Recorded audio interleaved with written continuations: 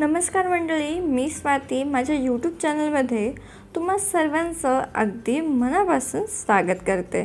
उपवासाला आपण बऱ्याच रेसिपी बरेच पदार्थ बनवून खातो, पण उपवासाला काहीतरी चमचमीत आणि झणझणीत असं काही खाण्याची इच्छा झाली असेल तर हा पदार्थ फक्त तुमच्याकरिता आहे।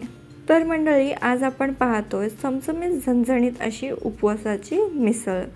मिसळ म्हटलं ना 4 भांडे आपल्याला भरवावे लागतात, हे करायचं ते करायचं, पण आज या रेसिपीमध्ये तुम्हाला एकाच भांड्यामध्ये सर्व साहित्य बनवून उपवासाची झणझणीत चमचमीत मिसळ कशी बनवायची हे मी तुम्हाला दाखवणार आहे। तर व्हिडिओ शेवटपर्यंत नक्कीच बघा आणि जर तुम्ही माझ्या चॅनलवर नवीन असाल ना तर चॅनलला पटकन सबस्क्राइब करा। उपवासाची चमचमीत मिसळ बनविण्याकरिता इथे आपल्याला सर्वप्रथम एक नॉनस्टिकची कढई घ्यायची आहे। त्यामध्ये 1 चमचाभर तेल आपण घालणार आहोत। दुसरं कुठलंच भांडं मी यूज करणार नाही, फक्त याच भांड्यामध्ये सर्व साहित्य मी तुम्हाला करून दाखवेन। तर सर्वप्रथम तर या कढईमध्ये आपण एक मोठा चमचा शेंगदाणे छान असे खरपूस तळून घ्यायचे आहेत।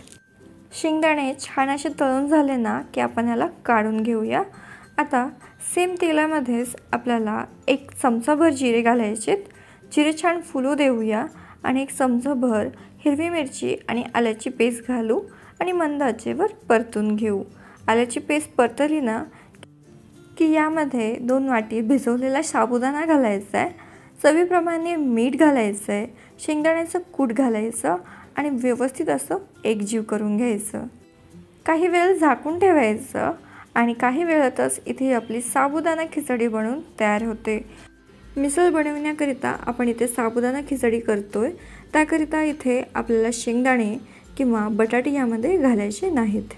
आता साबुदाणा काढून घ्यायचा आणि सेम कढईमध्ये 1 चमचाभर तेल घालायचे। तेल छान तापलं की यामध्ये 1 अर्धा चमचा जिरे घालायचे, 1 चमचाभर हिरवी मिरची आणि आल्याची पेस्ट घालायची आणि मंद आचेवर परतून घ्यायची। आता यामध्ये 2 मोठ्या आकाराचे बटाटे उकडून कट करून मग मी यामध्ये घातलेले आहेत। यामध्ये चवीप्रमाणे मीठ आणि शेंगदाण्याचं कूट घालायचं आहे। व्यवस्थित मिक्स करून झाकण ठेवून 2 ते 3 मिनिटाकरता वाफ काढून घ्यायची। आता इथे झाली आपली उपवासाची बटाट्याची भाजी बनून तयार। आता ही देखील आपण एका वाटीमध्ये काढून घेऊया आणि सेम कढईमध्ये आपल्याला 2 मोठे चमचे तेल घालायचे। मिसळची तरी बनवत आहोत, त्याकरिता तेल थोडं जास्तच लागेल। तेल छान तापलं ना की यामध्ये अर्धा चमचा जिरं घालायचं आहे आणि आपल्याला 1 चमचाभर लाल मिरची घालायची आहे। ही उपवासाची लाल मिरची आहे। तेलामध्ये लाल मिरची घातली ना म्हणजे तरीला तवंग छान येतो। आता यामध्ये आपण 1 मोठ्या आकाराचा टोमॅटो बारीक करून मग घालणार आहोत। टोमॅटो बारीक करतानाच त्यामध्ये 1 चमचाभर सुकं नारळ देखील मी घातलेलं होतं। आता काय करायचं, सर्व जिन्नस एक वेळ मस्त असे मिक्स करून घ्यायचे। चवीप्रमाणे सेंधव मीठ घालायचं, जेणेकरून आपले हे टोमॅटो लवकर वाफतील आणि मंद आचेवर 4 ते 5 मिनिटाकरता मसाला भाजून घेऊ। मसाल्याला जसं तेल सुटायला सुरुवात होते ना त्या स्टेजवरती 1 मोठा चमचा शेंगदाण्याचं कूट आपल्याला यामध्ये घालायचं आहे आणि मंद आचेवर परतून घ्यायचं आहे। मसाल्याला तेल सुटायला सुरुवात झालेली आहे, तुम्ही बघू शकता। आता या स्टेजवरती गरम पाणी आपण यामध्ये ॲड करणार आहोत। 2 मोठी वाटी पाणी इथे मी ॲड केलं आहे।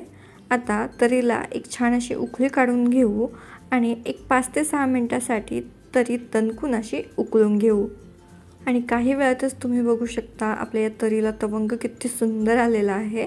आता आपण मिसळ बनवायला घेऊया। मिसळ बनवण्यासाठी लागणारे साहित्य आपण पाहून घेऊ। इथे आपण बनवलेली मस्त तरी घ्यायची आहे, सोबतच उपवासाची बटाट्याची भाजी, साबुदाणा, उपवासाचे फरसाण, दही आणि तळलेले शेंगदाणे। चला तर मग प्लेटिंग करून घेऊ। त्याकरिता आपल्याला सर्वप्रथम तर सुरुवातीला उसळ घालायची आहे, सोबतच घालणार आहोत बटाट्याची भाजी आणि आपण तयार केलेली करी किंवा मस्त अशी तरी आपण टाकून घेऊ। यामध्ये घालणार आहोत दही आणि उपवासाचे फरसाण। सर्वात शेवटी तळलेले शेंगदाणे घालायचे आणि वरतून गार्निश करण्यासाठी थोडीशी दही मी परत घातली आहे। आता तुम्ही बघू शकता इथे आपली मस्त तर्रेदार चमचमीत झणझणीत अशी उपवासाची मिसळ बनवून तयार आहे। चवीला अगदी अगदी भन्नाट लागते, चमचमीत लागते. तर एक वेळ नक्कीच ट्राय करा. कशी झाली कमेंट बॉक्सद्वारे आम्हाला कळवा. आजची रेसिपी आवडली असेल तर व्हिडिओला लाईक करा. तुमच्या फ्रेंड्स आणि फॅमिलीसोबत जरूर शेअर करा. चॅनलवर नवीन असाल तर चॅनलला सबस्क्राईब करा. लवकरच भेटूया अशाच एका नवीन रेसिपीसोबत. तोपर्यंतसाठी धन्यवाद.